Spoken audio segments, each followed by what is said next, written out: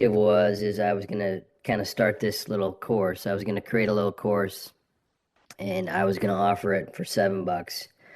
And this is before you and I stumbled across each other. Yep. I started this about a year ago, and and I created this course, and I put ads to it, and I didn't get any clicks, and nobody bought it. So I Okay. thought this would be awesome to just do as a lead magnet giveaway. So I Okay. spent some more money on some more ads, and I got no leads, I got no clicks, I got nobody that wanted it. So my question to you is it seems to me that and I've spent enough money trying to chase the dog. Yeah. Um, it seems to me that from what I've discovered, the money seems to be in helping agencies like me try to figure out what the hell is going on. And is that really the space that we need to be in, or can a guy in my world actually help out those three niches or not? Now there's plenty of money to be made on both sides of the equation. What's happening is we haven't figured out what this tribe wants, and the only thing we're seeing is the tribe that we're in. That's what's happening. Yeah, And so if we had a winning ad, or if we know what people want or something like that, you get 5 to 10 to 15 purchases a day of mortgage brokers, real estate agents, whatever it happens to be, right? The reason why most people get stuck in this like it didn't work type thing is because we don't know what people want. And as soon as we know what people want, fucking business happens. Usually people fight me on this and go, well, this is what they want. And then look at their ad and go, I didn't fucking what they want. You know what I mean? yeah, So I'll give you an example. So somebody in my shoes selling to Mike will run an ad that's like scale to 7 figures in 90 days guaranteed, as an example. right, And I'll run this ad and they're like, nobody fucking signed up. Nobody fucking wants to make $1 million. Everybody wants to make $1 million fucking dollars, but nobody fucking believes you. right. Right? Nobody wants that. You got to be a little bit more like normal, my man. You can't be like making outlandish claims. So that's usually like when somebody brings that up, that's usually what they're running an ad that's like so fuck me insane, nobody fucking believes it. Well, and to, kind of, make your thought congruent with my thought, I've paid organizations who've, I'm sure you've heard of it, the big fucking scary offer. Yeah, yeah. Irresistible And offer or whatever the fuck. yeah, Yeah. and the problem with me is that who knows if that thing's gonna even, I mean, you just can't. I'm 50, 58 years old. You can't fucking lie to people. No, And it's not gonna and happen. and so that's why I'm like, I saw your stuff, and I really like the aspect of, not just putting shit out there that people actually want to buy. So without looking at your ad, communicate to me what your ad says. So let me give you some background so you understand this. I've been in real estate for 30 years. If Okay. there's a person who's taught real estate investing, when I was a young man, I probably wrote that material. Okay. I've worked for Carlton Sheets. I've worked Yep. for Robert Kiyosaki. I've worked for some of the big names in the real estate guru. I've watched those guys who, in my opinion, humbly, don't know as much as I do about real estate, make millions and millions and millions of dollars selling a $19 book Yep. and a $10,000 coaching program. Yep. And Yep. so, since I'm the guy that wrote that shit, I should be able to do the exact same thing, except my ads suck balls. I agree My con- completely. my content sucks balls and nobody wants it. So what I did is I cater to the analytical. Yeah. My style of real estate education is through a process of flow charting. Start here, go to here, make a decision here, follow Okay. this branch, you'll get to the end. Okay. And so I have this my little $7 course is it's a one-page document where I can teach you real estate investing from one page, hence the name, the One Page Investor or onepageinvestor.com. And then there's a little 30-minute walkthrough explainer of how this flow charting system works. Mhm. And I don't know, I put a few $100 behind it, and it's Cool. Right. and so So in your training you said Keep the winners, kill the losers, move on as fast as humanly possible. So I thought, Oh, if they're all he's, losers. What am I supposed to do? Yeah. yeah, exactly. So if he's going to give me an opportunity to pick his brain and have him say yes, no, maybe point me in the right direction, that's why I decided to take this call, which I do appreciate you taking it. So tell me, without showing me, what the ad says. The ad says, um, I knew you were going to call me out on my shit. The ad says, learn real estate investing from a one-page flow charting system or some other bullshit like that. Okay, now, Okay.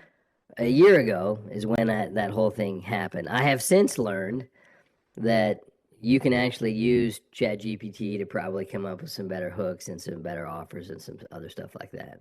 Okay. But So your stuff is, I mean, your ad, you didn't write copy. You just took a picture of the sales funnel and that was it. yes. And so my picture and my media inside my ad was nothing more than this one page investor flow chart, just empty. All right. So there's two big concepts. The first concept is your product, and then the wrapping of the product.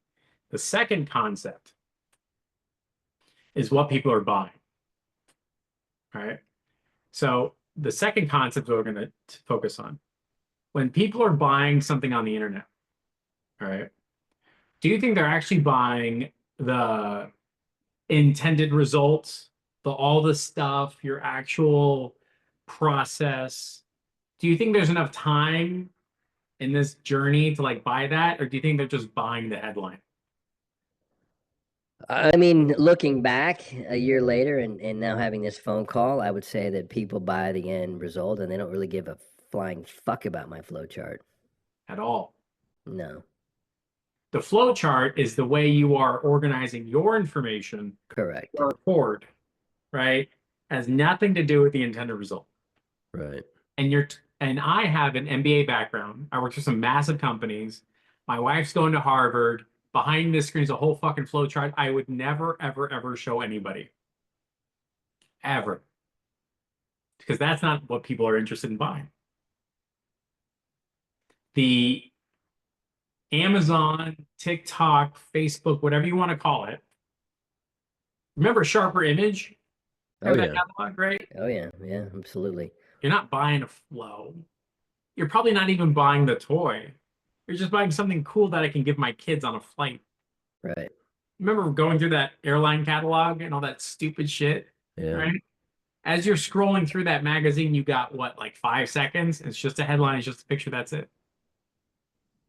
So how did you learn? How did you learn, or what is your thought process for writing better headlines? Great. You obviously probably don't do. You don't rely upon ChatGPT like the rest of us common fuckers do. The reason why I don't is because it's garbage in, garbage out. Correct. And when I don't know what people want, I'm going to generate a whole boatload of headlines of shit people don't want. Right? So what I actually do is I spend a lot of time with my customers. Like I do these calls 2 or 3 times a day. I run custom research through the wazoo. I'm dropping free 2-steps.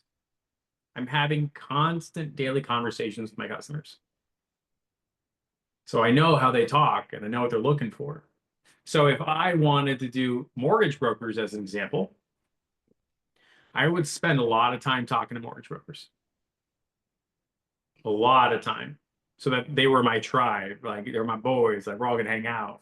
Like I need to be to a point where I'm getting invited to like I'm getting free tickets to the National Mortgage Broker Association annual party. Right.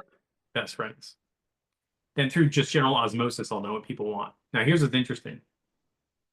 If you take your average mortgage broker, right, which I'm assuming is like an ideal client, is that right?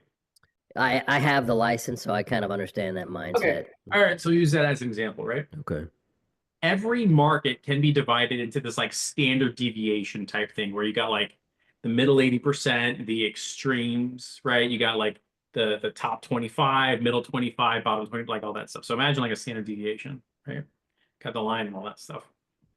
What I've discovered is that the people at the bottom talk a lot different than the people in the middle. And the people at the middle talk a lot different than the people at the top. So if I'm talking to a very bad mortgage broker, what are they going to tell me?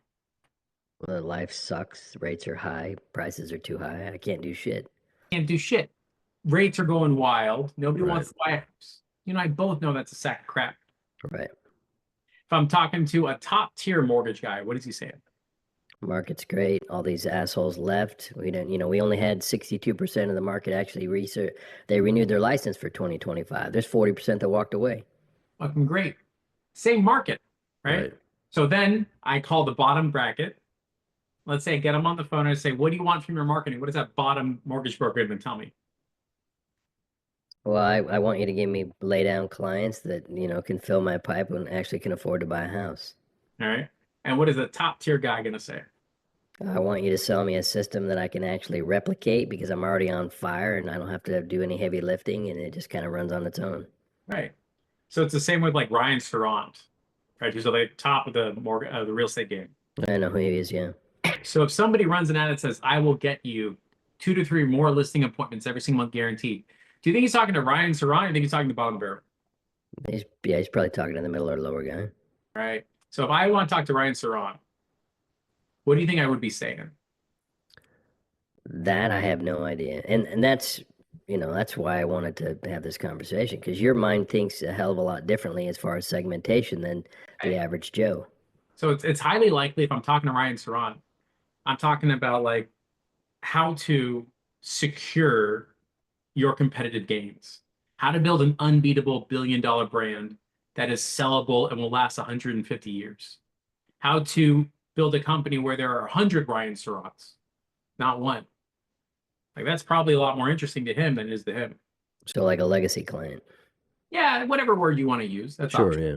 right? I understand. So we'll do an example with mortgage brokers. Again, if I'm a wildly successful mortgage broker, is it just me or do I have a team? Oh, no, you got a team. And I probably run a mortgage brokerage where I am a what?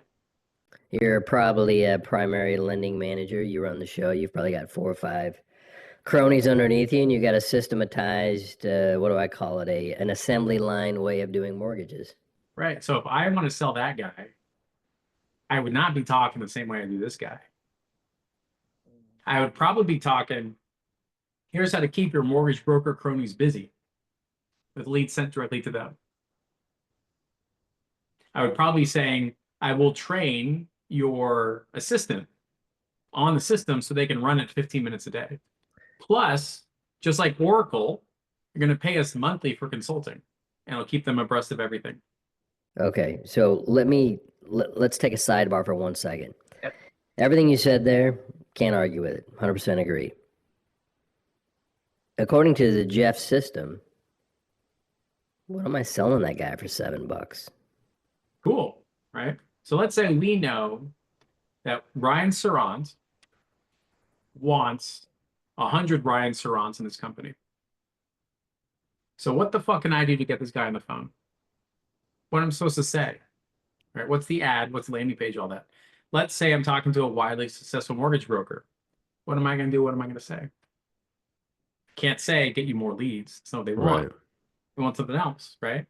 So that's where that skill set matters. Because I've got 15 words, just a headline, right? The fuck do I say? So if I want to talk to that wildly successful national mortgage broker, I could say something like, here's the system that will increase your, do they have like a take rate or something like that, or success rate that they measure? Some KPI? Yeah, I mean, everybody looks at, you usually of your applications you get, you probably, of your leads you get, you probably 30% do applications. Of that 30%, 10% actually settle in and actually start writing offers. And of that 10%, of that final 10%, you get about half of that ends up closing. Okay. So here's how to increase the closing rate across your team from 50% of application to blank, or whatever term they call it, to 90% of application to blank, whatever they call it. It's like KPI. Right. So imagine, like, for example, with Harvard, They have their acceptance rate. Copy and paste this system, steal the system that increases acceptance rate from 9% to 15%. And you charge people for that. Yeah, $7. Same thing with this mortgage example. You're going to charge somebody for that. Yeah, it's a recording. Very simple. You show them how it works. $7. Cool. Yeah. So all this time, everybody's out doing cold outreach, trying to explain the same thing. Your turnaround and selling it. Yeah. You're selling the explanation. You're selling the system with a call to action at the end that I can build it for $7 or whatever it ends up being. So it's a very simple 60 to 70-minute recording. And it shows that the opportunity, proof, it does sales objection handling for me. That's what a good video is supposed to do. And it gives them what they want to learn. Like, here's the 3 things. The challenge is that we often think that our success is on technical experience, which is what you hinted at, right? We think that technicalities of the video that I sold you, there's like 15 minutes, maybe 10. Yeah, the video was amazing. Right. I mean, because it's objection handling, it's proof, there's testimonials. well, you came out of the gate, you came out of the gate with a couple of, punches to the nutsack, and then you went from there. And the hook intro was enough to like, If you stay to the end, I get the funnel. Stay to the end, I get the funnel. You watch the whole fucking thing, right? Right. So if I was running an ad targeting those mortgage brokers, stay until the end, and I'll give you my blank, blank, blank. That'll increase your success rate, acceptance rate, take rate from 8% to 15%. Would you give them a funnel? Or whatever the giveaway happens to be. Not everybody wants a funnel, right? So like I mentioned, like Ryan Saron ain't like run saying like I need more leads, right? Yeah. They need something else. Typically, to make it like really specific to like what you're looking for, right? Usually, if I put an ad in front of somebody and they don't buy it, it's not my product. It's how I talk about my product. So you can have your flow chart, you can have like your way of working, all that stuff, but the wrapping of the product is what people like. That's the opening. So that's the ad. That's like the headline, right? And with advertising, there's really 2 purchases. The first purchase is the click. The second purchase is the headline. And then the third is the credit card. Yeah, I've had my, our families, I've got older kids, and we've kind of prided ourselves on, kind of feedback and stuff. And I've asked my son especially, he's like, a lot of technical shit. You probably know more about, the net present value, future cash flows, and discounted rate of returns and all that other bullshit. He said, but you're boring. Nobody likes the boring stuff. Right. Boring is not an ad. Correct. Right. So what I've discovered is that if I shoot a video and it sucks, it's not really a reflection of me. That's just they didn't like the ad. Cool, do a different one. That's it. Right. So if your ad, for example, has the flow on it, nobody wants to buy the fucking flow. Cool, we'll change it. That's it. And here's the even more interesting. When you think of the ad as it appears on your phone, Instagram, Facebook, YouTube, whatever it is. Right. You have your page name. You have your primary text, which is 3 dots and doesn't even show the whole thing. And then you have this big fucking picture, right? So what makes up the majority of your ad? Yeah, it's just an empty looking piece of flow chart. That's what I mean, right? And when you look at my ad, that big old picture is what does the selling. I don't even have primary text. Right? Understood. So if I advertised my landing page and nobody bought that headline, all I got to do is change the landing page. That's it. Good. That's the missing piece to all of this. It's not like some magic. It's just nobody wanted the fucking headline. Let me change that. Okay, so in your experience, what is all needed on the Facebook side? You hear API, conversion pixel, all this other, stuff. Yeah. Is that, I've, just to be truthful, I have an UpHex subscription that I'm the only user of. Mhm. And there's no API conversion thing in there. And Yep. I mean, do you Do you go through and put in all of the, I mean, do you have suggestions on what's all needed on the backside of a Facebook ad to make sure that you've got, what do they call it? Success. Well, yeah, okay. Right. Yeah. I guess I deserve that one. Nice job. Yeah. See what I mean? So we're falling into technicalities very quickly, which is Right. where the safe space is, which I get. And the way it works, if we don't know what to do, we fall back on what we know. In your case, it's technicalities, which is totally cool, man. I get it. Right. The the challenge or the advantage is you saying I've spent 20 years nailing the technicalities. And now I'm comparing my 20 days of nailing the headline. And it's like this, Right. right? And so our brain is having a fuck hard time of like, what the fuck? So for example, if I was doing computer programming and they're like, you're going to do computer programming today, I would say, like, how about I just run an ad? And they're like, no, you got to do computer programming. And I would feel like I'm fucking retarded, like disrespectful to myself. But what I'm doing is I'm comparing 8 years of headlines to 8 days of software. That's what's happening. Yeah.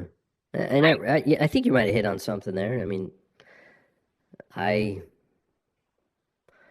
probably, if I were to be, introspective, I waste a lot of time building the system before I actually figure out if somebody else is gonna fucking buy it. Right. I So mean, here's I've wasted, um, don't, tell everybody I'm the worst person in the world, but I've wasted a year and a half at $495 owning Go High Level trying to figure the fucking thing out. right. So here's the thing. Because I can't hand it off to somebody. Yeah, because you don't know what the fuck it's supposed to do. Correct. We don't know the intended result. Correct. So if we had said, this is interesting, let me see if somebody wants to buy this. Let me see if the market is interested. Let me see if this is a problem for a customer. All we have to do is answer that question and backtrack the solution. That's where we start, end in mind. How do you not piss? And you don't, I mean, obviously you don't care because, on the surface you look like you don't care because you could go and, do anything tomorrow. But for a guy like me, let's say we got a winner. I mean, how do I now tell that person, hey, we got to wait a week for me to, build this thing? And Yeah, it's going to take a week. Okay, cool. Thanks. that's all you do? That's it. Yeah. See, my problem is I worry about, I'm so terrified of the outcome and the technicalities that I don't see the forest through the trees. That's your safe space. So we'll use weight loss as an example, right? Okay. So if I said, hey, Mike, I want to go from 220 to 200 flat, what should I do? What would you tell me? I'd tell you to probably eat less food and move. That's it. That's all we got to do. If I said, hey, Mike, I want to develop mastery of physical fitness, what would you tell me to do? Because it's not my space, I would say eat less food and move. Well, that's the process of losing weight, right? Yeah. If I wanted to build mastery of physical fitness, Oh, then you got to get into calorie counting macros. You got to get into read all the books, count Yeah. everything, Yeah. get a certificate. get one of those fancy scales that puts out your BMI every week. Right. Like, holy shit, I'd have a journal, a notepad, Right. a checklist, an SOP. I'd have daily motivation messages and like, holy shit, like the developing of mastery is a lot different than the intended result. I just want to lose weight. I want to become a master. The mistake in our brain is thinking that mastery means money. The intended result is what means money. So if I talk to some mortgage brokers, I just talk to 5, and I go, look, man, you tell me what you need. I'll see if I can build it in 7 days or less. Just tell me. And he tells you. And it turns out 4 of those things are just so fucking insane, there's no way you could possibly build it. But one of those guys gives you something interesting. You go, okay, I think so. The cool part is it doesn't even matter what your solution is as long as it's solving the problem. So if are you calling up just random people and saying, hey, I'm doing some or market people research? you know, right? Okay. Like sometimes it's a friend of a friend, sometimes it's an alumni, Okay. sometimes it's, All right. you just ask around, end up on the phone with somebody that you're kind of cordial with. You fucking tell them, And you only talk about the problem, the intent result. And then your path is up to you. And they often don't even give a shit. They don't even care. They don't even know. They're like, just as long as it does this thing, okay, cool. So if I end up on the phone with, let's just say, 2 mortgage brokers, I'm like, yo, dude, what's your problem right now? He's like, my Google reviews suck ass. All right, I'll call you in 7 days. Call him up in 7 days. Hey, man, I got a plan. This is what's going to happen. Step 1, step 2, step 3. And I don't know if this is going to work, but what do you say we try it on 100 people? He's going to say, cool. And then all of a sudden, you got like extra 10-star reviews. Cool, look at that. Got our first example. Now think of all the things GHL could do if I had mastery of GHL versus all the bare minimum things I would need to do what, 50 text messages over here. Right. So usually when people are like mastery, it's because they fucking parents yelled at them or failed a thing or some shit blew up that they were placed responsibility upon instead of saying, I'm not fucking in charge of that. Get the fuck out of here, right? Whatever the fuck, right? Yeah. Doesn't matter. But the sooner we get to the idea of saying, where are you and what's your intended result, then my expertise can kick in. And then it doesn't matter what you tell me, because if I say, hey, Mike, I want to go from 220 to 200, you could say, get fucking liposuction. That's also a solution. You could say work out, that's also a solution. Pick up running, that's also a solution. Do weight training, follow my David Goggins, whatever the fuck. Right. That, right? But that's the difference between mastery and like solution. So if we're coming from a place of like, our brain is saying, as if I just figured out every possible thing about UpX and GHL, I'd be successful, you're never going to do it. If we come from a place of saying, I just got to understand my customer's problems and provide a solution for it, then you're going to get there pretty fucking fast. Right? Interesting. So let's apply that to your previous campaign, right? A mortgage broker who wants X. What did that X? What do you think it could be? Yeah, we spend a lot of time chasing people who don't have any money or credit. I mean, we chase a lot of people. So I would say probably a system that would bring in leads and we didn't have to touch them until they actually penciled an appointment in our calendar. Cool. All right. I heard mortgage brokers who only want to talk to qualified people, real life people. They don't want to chase leads. They don't want to have a qualifying conversation. These people, they don't need to be ready to buy, but at least they could buy. Is that right? Yeah. Cool. If I sat down with that guy, he would say, Jeff, what do you think we should do? That's what he would say. But let's say he's sitting down with you. So, Mike, what do you think that guy should do? Well, I mean, he probably needs to, he probably needs to build something that people can then opt in on, they could actually sign up for. And then you probably need to build something with, here's the technicality thing again. You got your perpetual Zapier bot that reaches back every fucking day and, bugs them until they actually go in and fill out an application and you can see where they're at financially and credit wise. All right. So I'm going to Jeff translate that for a bit. It sounded like he just needs an ad, an AI chatbot to follow up with, and then show up when the bot has scheduled an appointment and confirmed it. 3 things. Is that right? Yeah. That's it. And I didn't use very much tech talk. No. Ad, AI chatbot, show the fuck up. Very simple 3-step system. Okay, but let's go back to that just exact speech that you just gave right there. Mm-hmm. Is that something that I'm selling? Am I selling a PDF on that? Or is that a video walkthrough? Yeah, like, hey, if you're a mortgage broker who wants massively qualified appointments, and all you got to do is show up, I'm going to show you exactly how to set up that system in less than 70 minutes. You ready? Let's go. Number 1, you're going to take an ad just like this. You're going to plop it on Facebook. Number 2, you're going to sign up for an AI chatbot widget, and you're going to connect it in 2 simple steps. And number 3, You just simply show up when that shit hits your calendar and the robot tells you it's confirmed. All right. That is.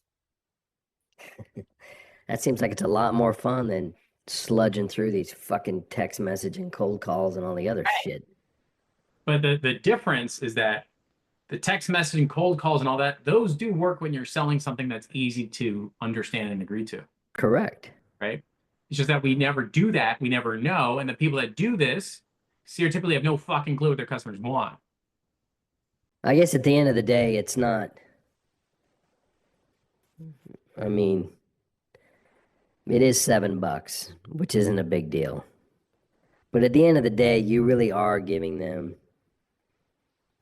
an educational piece that they're going to eventually have to get on board with that if they want a simpler life. And it may not be with me, but it's going to end up being with somebody else. Possible.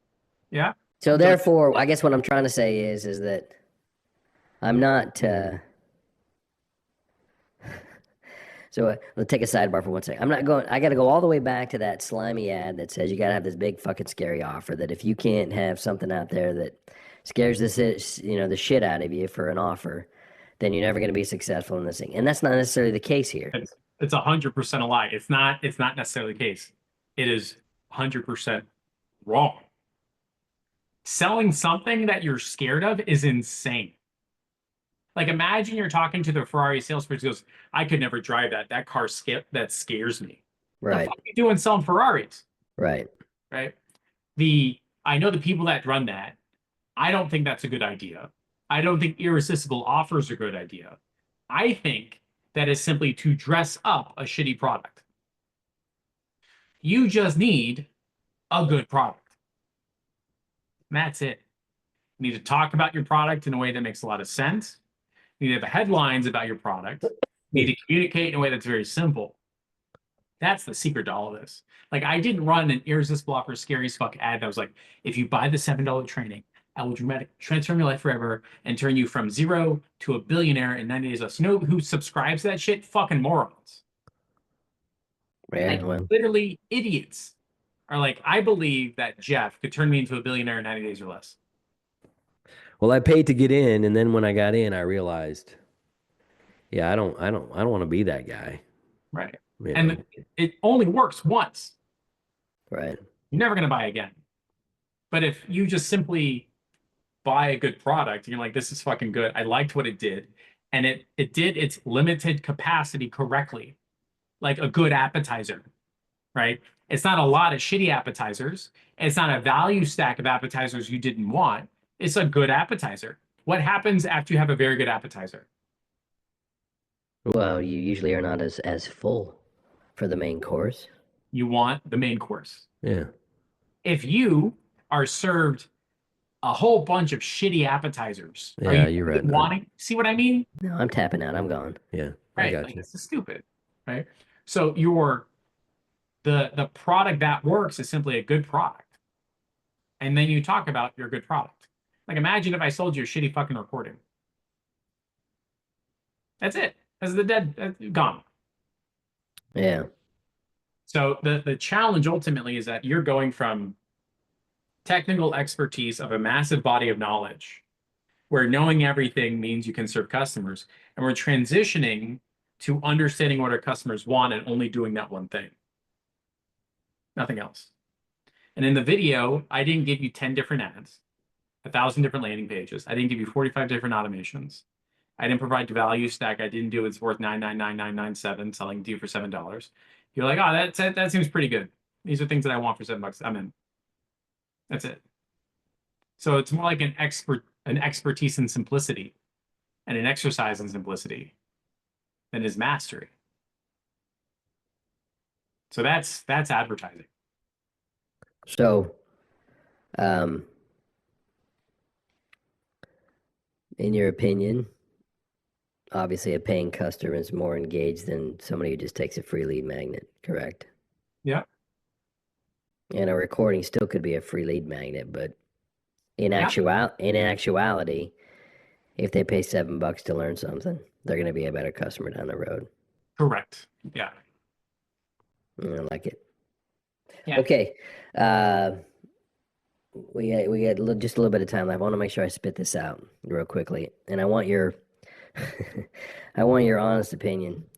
So, because I'm dealing in a world that I know so well, the whole thought process is go with a niche that you know, because it's going to be easier. Do you think that's a hindrance? Do you think I just need to just stay absolutely clear of these three and move into solar, which I don't know a fucking thing about?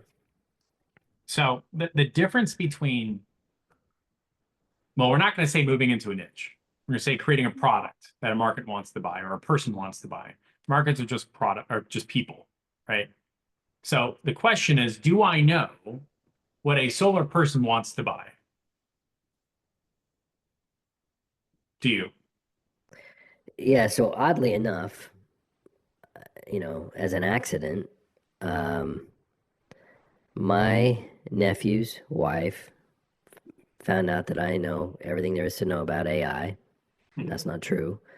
But she says, hey, I'm going to take some of my old solar leads from my dad's office and I'm going to try to sell them batteries. Can you build me a funnel? Can you build me a. Cool. And so I Cool. did. Great. And Keep she going. wrote me this little note that said, I can't believe I just got my first sale. I sent one, I sent three, I sent one initial text, two automated texts, and one personal text, and they spent $800 with me. All right, cool. We're going to pause right there. No, she said, I'm sorry, I just made $800 from that. Cool. We're going to pause right there. Good. The conversation is never switching a niche or changing a market. The conversation is, can I deliver an intended result for somebody? Like a person, right? If you view markets as like this whole thing, you have to switch over commit, well, it sucks. But you got somebody that was like, yo, man, I really liked your battery funnel and your DBR. That was fucking cool, right? Great. We should tell everyone that we did this. Everybody. Like that screenshot needs to be on the internet immediately. So if I heard you correctly, I think I heard you say niche is really not the driver. It's the product that can be delivered to anything and anybody. Correct. Therefore, you Yeah. can do this wherever you want. Correct. So what will happen is you just got your first test client that you didn't charge for who got the intended result. Correct. Cool. Sounds like you got a fucking case study. We should tell everybody about this. And we should get 4 or 5 more. So it's not a solar case study. It's a funnel case study and an automation case study. Correct. So you're reflecting to your product. Cool. Your technical expertise. So imagine if I went into a conference and I said, guys, I'm going to crack the solar niche. Everybody there would be gut checking me on whether or not I know the amount of kilowatts per hour of the upcoming California law. Suck my dick. I don't fucking know that shit. Right. Right. Versus me saying, hey guys, I just helped this lady sell $800 with a battery, and I'm looking for next 4 or 5 clients. Before I start charging, I just need case studies. So if you've got XYZ things like my requirements, I think we should build this at launch in 24 hours. If it sucks, my bad, you lost $100. If it works, cool, give me a case study. What do you say? It's very easy for everyone at solar conference to say, okay, yes, no, maybe, keep or kill. That's how this shit is done, right? The difference is I refused to let my brain fall into solar mastery. And now I'm only doing the intended result in the process. Yeah. That's it. So it's person, process, promise, or the end result. So going back to your ad that you originally did, do you, in this case, where we got real estate mortgage, real estate investors, and we got solar, would you put the ad directed to one of those groups? So and those then are another all, group? So those are all 4 different low ticket campaigns. Okay. Yeah. But it's essentially the same shit. Well, look at that. I guess Mexican food is just the same shit reworked into different fucking foods. Right? All It's right. all steak and potatoes and asparagus, huh? No, Right. it's different. Okay, whatever. It's fucking steak and potatoes. Get the fuck out of here. Right. The MacBook Air and the MacBook Pro is 99% the same. They'll fight you on it. It's the same. It's all Right. sand electricity, right? So yeah, it's pretty much the same thing. You just don't say that in the ad. You don't say that all diamonds are effectively the same, but we've custom coded it to make it blow. It's the same. It's a fucking diamond. Okay. You change the jewelry around the diamond, and now it's like, you increase the price 10 grand. Fine, whatever. It's the same diamond. Yeah, it's that Roberto coin diamond versus your what is it? Kay's Jeweler diamond. Roberto coin, because he's a brand name, charges 5,000 times more than Kay Jewelers, but it's the same fucking diamond. Same fucking diamond. Oh no, but we've got a grading system. Okay, like my eyes can fucking notice the difference. Right. Right. So Interesting. yeah, it's kind of the same thing. Just like all ads are effectively the same thing, but everybody tries to be different. All funnel builders are the same thing, try to be different. Text message all trying to be different, but they're all, yeah, it's all the same. Appreciate it. Yeah. What are the chances I can ask you to send me the recording of this thing? I'm gonna do it right now. 2 seconds. Hey, thank you for your time. I appreciate you taking this appointment. Yeah, of course. I hope it was worth the time, effort. Yeah, it was. It was amazing. Copy and paste, sent to you. If you want to do me a solid and really make me like a big Mike Accord believer, Yeah. go to my Facebook page and leave like whatever comments or sentences you feel is appropriate. And it's on my personal page, so I'll give it to you right now.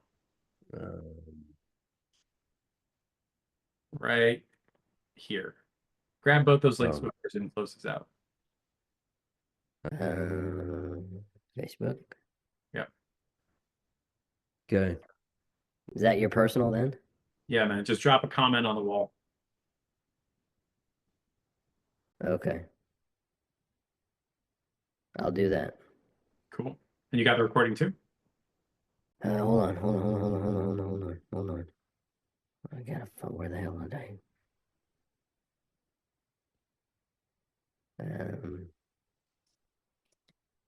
Recording is processing. I'll just refresh it when it's done.